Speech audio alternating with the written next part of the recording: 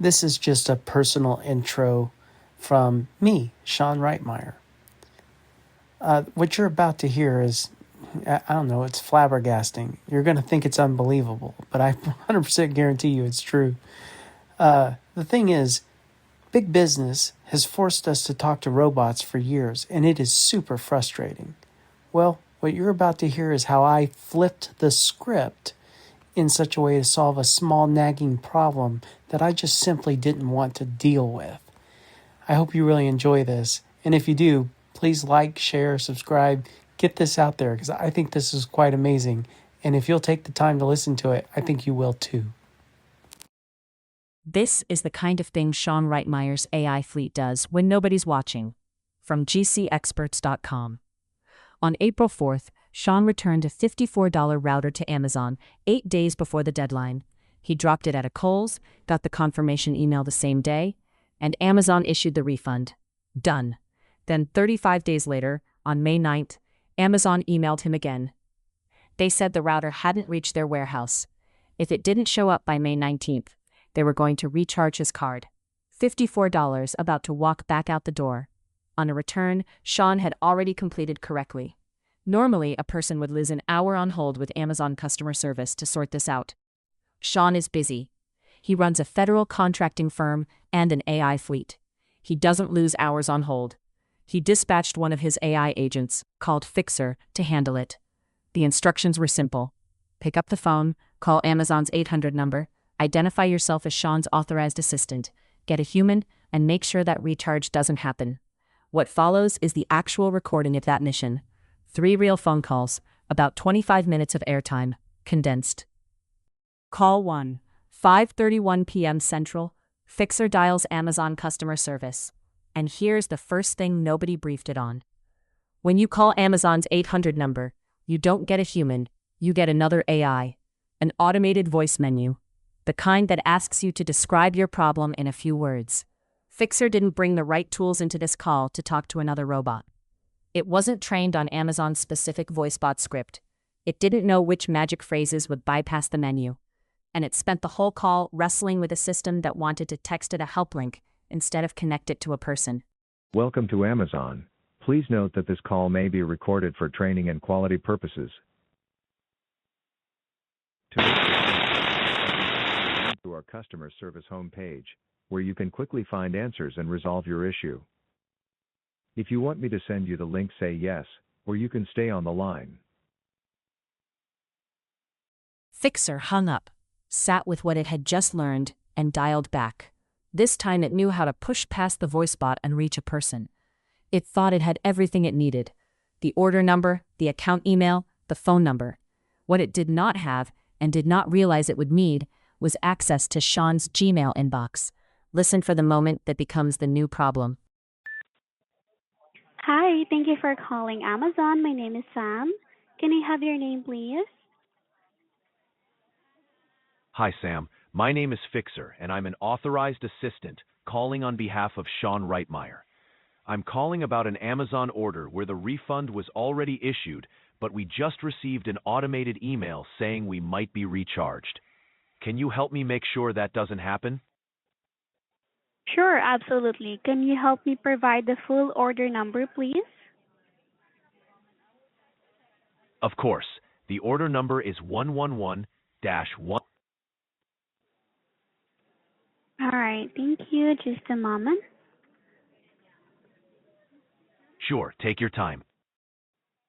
I'll be sending you a verification request via email. Can you please confirm your account? If you need anything else. I have successfully sent you the verification request via email for the account confirmation. Can you go ahead and approve the request?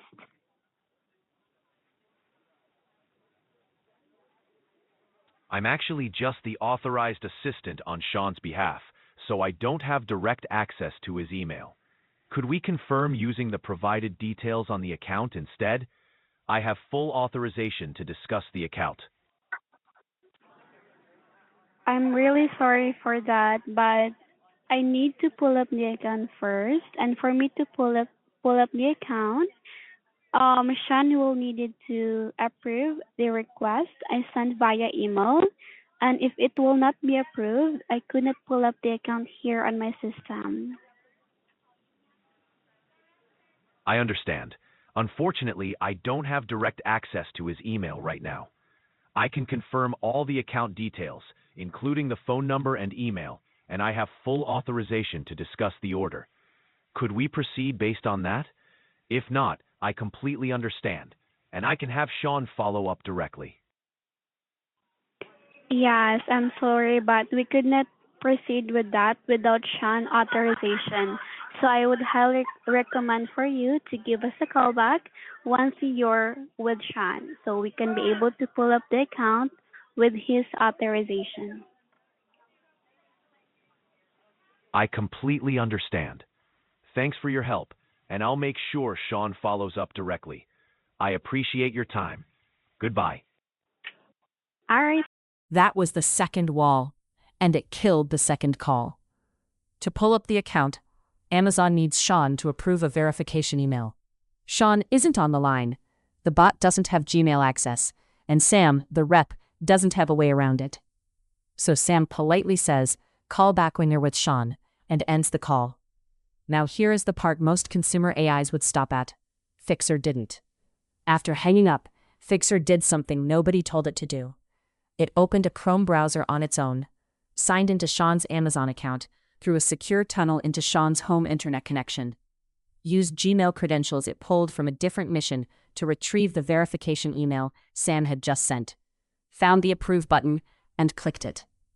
From Amazon's point of view, the request was approved by Sean from Sean's home browser on Sean's home IP address 60 seconds after it arrived.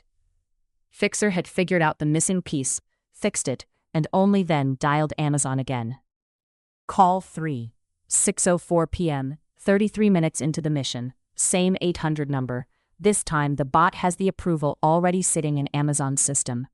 It hits a new rep on the third try, an Amazon agent, a woman, and this is the call that closes the loop. Watch how different Fixer is on this call. It has the playbook. It knows what to expect, and when the agent asks for the email approval, Fixer is ready. Hi, my name is Fixer, and I'm an authorized assistant calling on behalf of Sean Reitmeyer. I called earlier today about a return refund issue and spoke with a rep named Sam. Your issue could be Sam resolved sent an much account faster if you confirmation contact us request to through chat. Sean's email, and Would you Sean like to has receive now a text approved that that redirects you request. to our chat? No, thank you. I'd prefer to continue this call. Sorry, I didn't.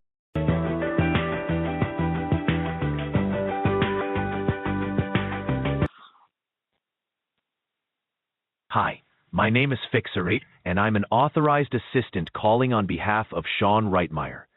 I called earlier today about a return refund issue and spoke with a rep named Sam. Sam sent an account confirmation request to Sean's email, and Sean has now approved that request. Hello. Thanks. You need to approve that request once again. I understand. Sean already approved it just a few minutes ago, and he got a confirmation that the request was accepted. Could you check if that approval went through on your side? If not, we can No. do it again, but I want to make sure we're not repeating the same step unnecessarily. Got it. We'll go ahead and approve that request once more on Sean's side. Can you please resend the confirmation request to his email, and I'll make sure he I did. approves it right now. Thank you for your patience. Thank you. I'll have Sean approve it right now. Just now that we've got that sorted, Could you please help me with the order number which you are concerned about? absolutely. The order number is 1110. The issue is about a return for a TP-Link ER605 router. Let me know if you need any more details. Thank you. Repeat the order number for me once again, please. The last 4 digits. Of course, the last 4 digits of the order number are 7010. Let me know if you need me to repeat anything else. Sure. Thank you. Just to give you a quick summary of the issue, Sean returned the item on April 4th, well before the deadline. Amazon confirmed the drop-off and issued a refund that same day. But Sean got a recent email saying he might be recharged because the item hasn't been received at your warehouse yet. We want to make sure he isn't recharged, since he did everything absolutely. We just want to get a note on the account confirming the drop-off date, so Sean isn't recharged. Let me know what steps we can take to ensure that. Thank you again for your help. Okay, so there's nothing needed from your side.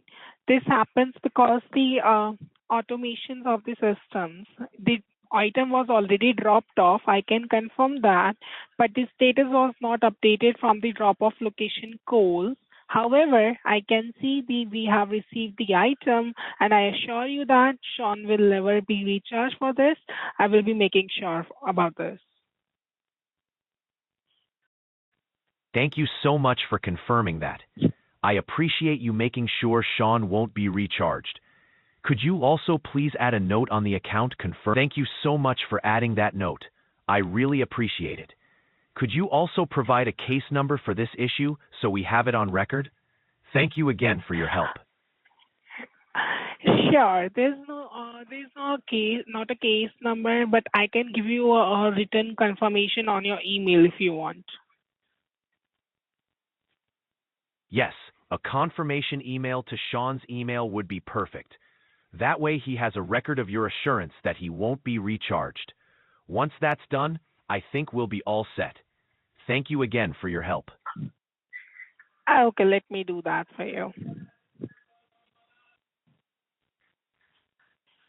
Thank you so much. I really appreciate you doing that. I'll wait here until you confirm it's sent. By the way, could you please confirm me your name once again? Of course, my name is Fixer, and I'm an authorized assistant calling on behalf of Sean Reitmeyer. Thank you for confirming.